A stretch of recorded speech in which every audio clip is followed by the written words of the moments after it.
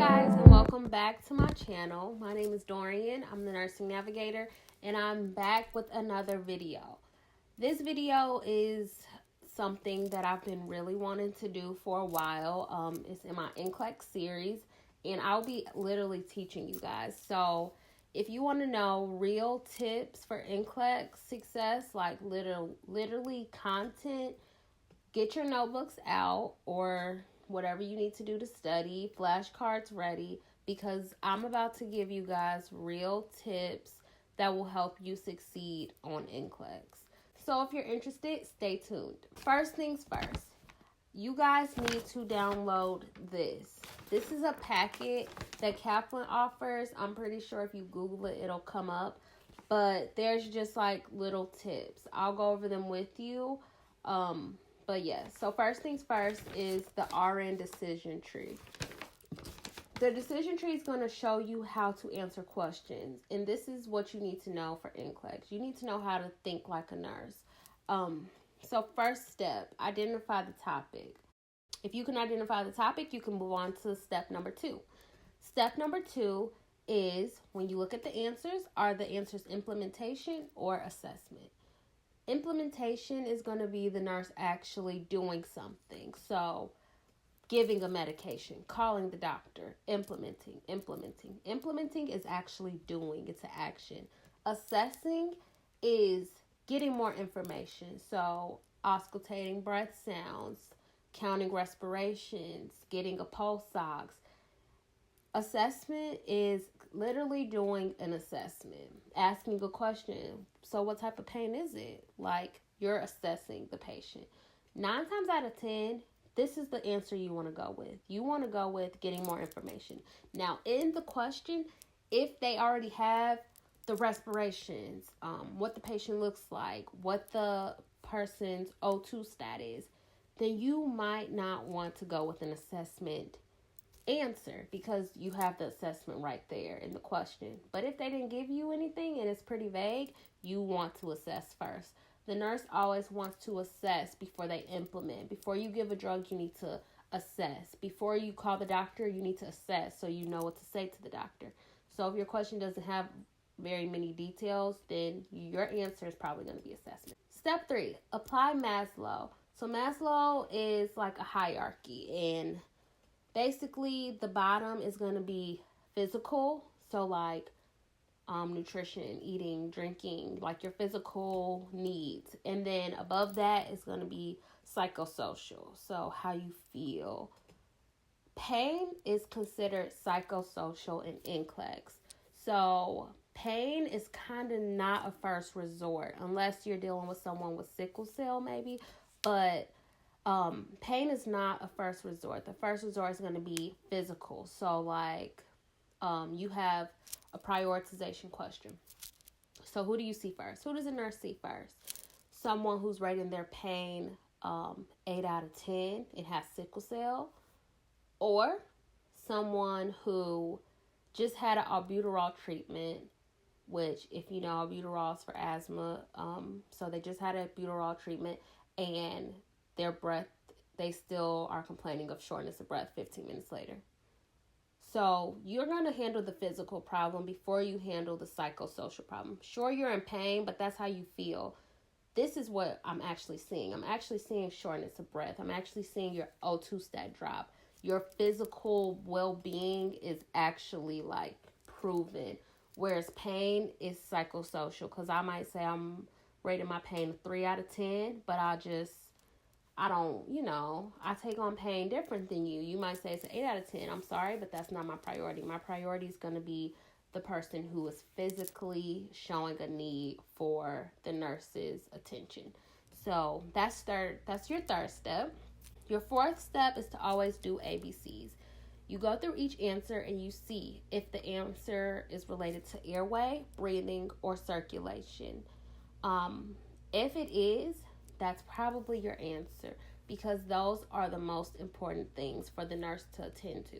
Step 5 is what is the outcome of each of these answers?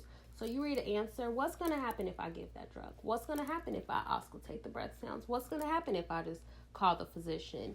You need to see what's the end result of each thing. And if it's bettering the patient, if it's going to help, then that's a good answer. If it's not, if it's kind of like a dead end, then you're not going to really choose that as your answer.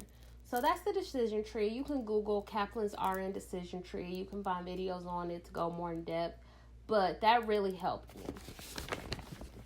Another thing is, who do you see first? So this is a big section of Kaplan. This is a big section of NCLEX. It's 20% of your test. You need to know how to prioritize. You need to know who the nurse is going to see first and who's most stable and who's most unstable. So you're going to consider with who to see first, if you're stable or unstable, if the results are expected or unexpected. Like if you got in a car accident, I'm going to expect you to be in some pain. But if I just gave you medication for asthma and you still can't breathe, that's not expected. I might need to check on that. ABCs, airway, breathing, circulation. This you need to think about for every question, honestly. ABCs is a lifesaver. Always think, is this an airway problem? Is this a breathing problem? Is this a circulation problem? If it is, it's a problem, and we need to think this is probably our answer. Acute versus chronic. So always see acute problems first. Acute problems are like new onset problems. This is when you're going to actually go to the pain. If they're saying that they have a new onset of pain, or you gave pain medications and their pain got even higher, that's an acute problem. It just popped up out of nowhere. That means the body is changing physically. That goes back to Maslow. So you want to always go to the acute problem first, whereas a chronic problem like COPD, something that you've had for a long time, is kind of expected. So if I say, who's the nurse going to see first? A person with COPD with the O2 stat of 89. That's a chronic problem. That's something they've been living with for a little bit of time. COPD is it's not like a new onset thing. It's a chronic disease, and it's expected. So that probably would not be who the nurse sees first. NCLEX loves to put in COPD because it's like a breathing problem, airway, and then you go back to ABCs, you're like, oh, ABCs, COPD is a breathing problem, so I'm going to choose it. No, it's also a chronic problem, so you're not going to choose it. You're going to choose things that are new onset, unexpected, ABC related, kind of but not COPD, and actual versus potential. You're going to always go with the actual patient, the person who's showing symptoms, the person who actually is in danger over potential. Potential is that it could be a problem later.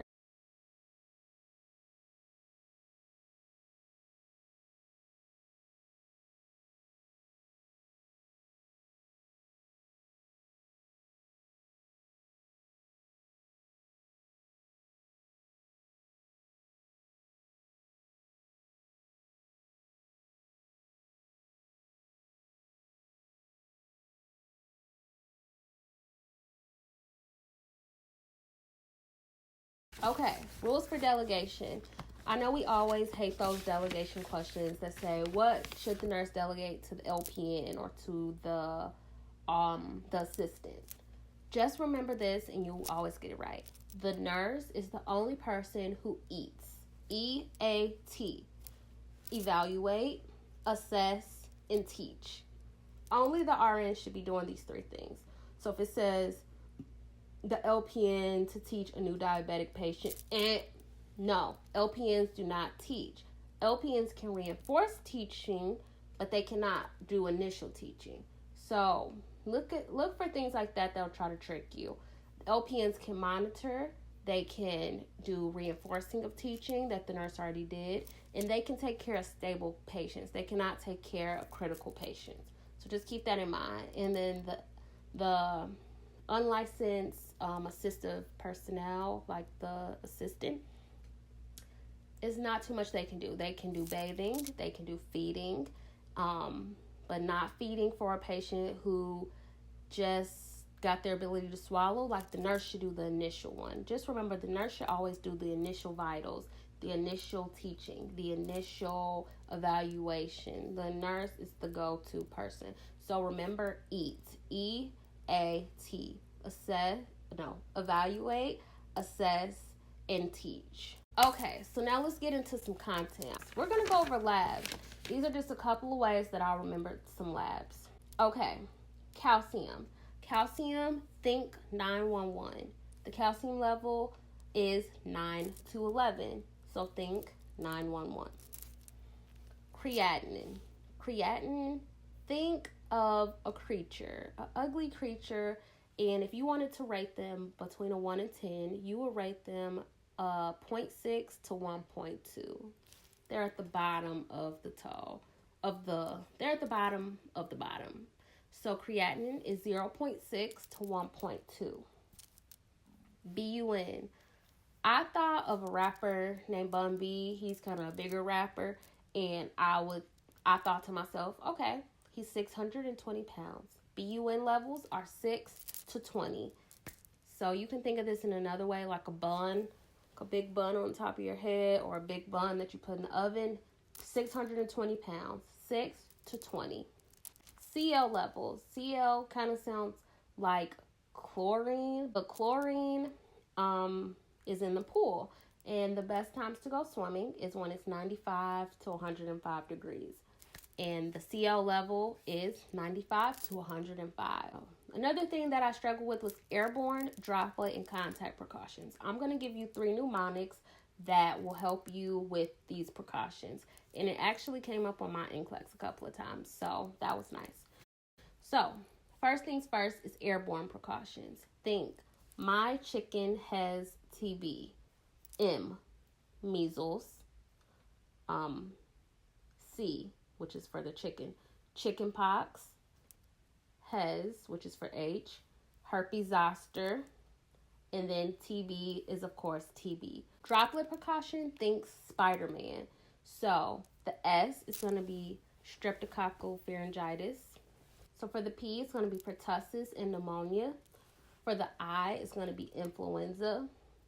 For the D, it's going to be diphtheria. That's hard to say.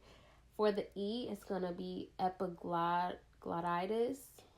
For the R, it's going to be rubella. For the M, it's going to be meningitis, mycoplasma, and meningococcal. Those are a lot of things, but just remember basically everything but measles, because measles is for airborne. And for the A and the N, think adenovirus. So for droplet precautions, think SPIDERMAN. For contact precautions, think Mrs. Wee. So for the M, we're going to have MRSA/VRE. For the R, we're going to have respiratory infections. For the S, we're going to have skin infections. For the W, we're going to have wound infections. For the E, we're going to have enteric infections. And for the last E, we're going to have eye infections. Okay, so now I'm just going to give you random tips for the NCLEX, random content tips. So let's start off with words. If you see the word restless, think hypoxia. Think this is an oxygen problem. If you see the word chills, think fever. Think this person is sick, like they are immunocompromised. If you see myasthenia gravis, a client that has myasthenia gravis or a patient who's recently diagnosed with myasthenia gravis, think airway. Because myasthenia gravis, the airway is going to be affected, and that is one of our ABCs, which makes it a high priority. And if you see the word increased, think this person is unstable.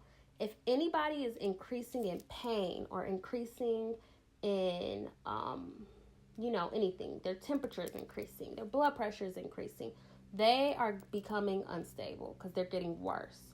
So whenever you see increase, think unstable. Unstable is your priority. Okay, another fact. Immunocompromised people do not get live vaccines. Also, pregnant women do not get live vaccines. Live vaccines are going to be MMR, which is measles, mumps, and rubella, varicella, which is the chickenpox vaccine, and fluconase, which is a type of flu vaccine, I'm pretty sure. And you do not want to give this to pregnant women or immunocompromised because it's a live vaccine and it's going to affect the fetus or affect their neutrophil level and make them more sick. So you don't want to do that. You're going to avoid that at all costs. That will be a trick that they will try to throw to you at NCLEX. They'll ask, oh, a pregnant woman has chickenpox. When should we give her? No. A pregnant woman has come in contact with the chickenpox or the varicella. When do we give her the vaccine? Because she's never been vaccinated. You're going to think, oh, we need to give it to her now. No, it's a live vaccine, and you do not give that to pregnant women. Another tip, if a patient is taking a blood thinner, you do not give them or you do not allow them to keep taking another blood thinner. Blood thinners that are natural and could kind of confuse you on the test are going to be garlic, ginkgo, and ginger. Another blood thinner is the acetaminophen. So if the patient is already on heparin, but they take ginkgo at home, they want to know if they should keep taking their ginkgo and their garlic. No, because that's another blood thinner. So always keep that in mind. Another tip, never ask a family member to do anything. Be safe. You do it. You don't let them do it. Another thing, 24 hours after procedure or surgery is when you see infection. 24 hours later. Never use vital signs as early indicators. Always remember that kids are belly breathers. That's just how they are physiologically. So if you see a kid breathing with their chest and accessory muscles, you know that this is a problem. Kids breathe with their belly and adults breathe with their chest. For abdominal paracentesis, you're taking fluid and a lot of fluid off. So the number one thing to check is going to be the blood pressure. Okay, so now I'm going to get into basic care and comfort questions. If you get a new patient, you always want to assess. The nurse is the first person to assess, not the LPN, not the assistant, the nurse. Complete bed baths are only for critical patients. These are patients that are unconscious or patients that are vented patients that are vented or patients that are tetraplegic, so they cannot move from the neck down. Everyone else, you want to give a partial bath. You want them to do most of the work because in the hospital, you want people to get up and get moving. So remember that. Okay, this is select all that apply strategies. These strategies will help you with select all that apply answers if you use them right. So tip number 1, always reverse the answer. Whatever the answer is, reverse it to see if that makes sense. Because what the test makers do is they do the opposite. If they're going to put a wrong answer in, it's going to be the opposite of what you should do. So if it says, oh, the patient is learning how to walk with a cane, and what are the things they're going to do? They're going to put the cane on the side of the injury. Then you're going to think, what's the reverse of this? They're going to put the cane on the side without the injury. Is that right? Is that what I learned? Yes, that's what you learned. So if you're ever stuck and you don't really know, always reverse it and see if that's right. But for canes, because this is something I struggle with, think up with the good, down with the bad. So if you're going upstairs and you have a cane, you're going to go up with the good leg, then you're going to have the cane, and then you're going to follow with the bad leg. The cane always follows the bad leg. So you're going to go up with the good leg, then the bad leg is going to follow, and then the cane, because the cane always follows. And then down with the bad, you're going to go down with the bad leg. The cane is going to follow, because the cane always follows the bad leg. And then you're going to bring the good leg down. So think of the mnemonic, up with the good, down with the bad, for cane instructions. The tip is a fractured femur. Always think of an emboli, a pulmonary emboli or a fat emboli, because a fractured femur is a really big bone. Bones have fat, and they can cause a clot to travel to the lungs or a clot to travel somewhere. So that's always going to be on the back of your mind. Another tip is not to turn TPN off abruptly. TPN has glucose in it, and if you turn it off abruptly, they can become hypoglycemic. Also, if the TPN is running too fast, you want to check their blood sugar for hyperglycemia because, again, it has glucose and they can become hyperglycemic if it's running too fast. Remember, the LPN does all of the dressing changes no matter what. LPNs also don't give medications for new onset symptoms. So if they're newly becoming, short of breath and you're going to give them their albuterol treatment, the RN is going to do it, not the LPN, because the RN needs to further assess and the RN needs to, this is a critical thing. They need to check. They need to look more into it. The LPN only does stable things, not new onset, because new onset would be acute. Remember, we talked about acute versus chronic. If there's a fire on the unit, always remember the mnemonic RACE. Rescue, alarm, contain the fire, and extinguish. Okay, so this video was just to give you guys real tips, real content on the NCLEX. If it helped, then let me know. Comment down below. Let me know what you thought, and I will keep doing videos on content. I never really done a video with actual content, just like my experiences. But if you guys like this type of video and it actually helped, then let me know. Comment down below. Follow me on Instagram at Dorian the Nurse Nav. I also post things on there. And yeah, so subscribe, like this video, and let me know what you guys think. Thank you.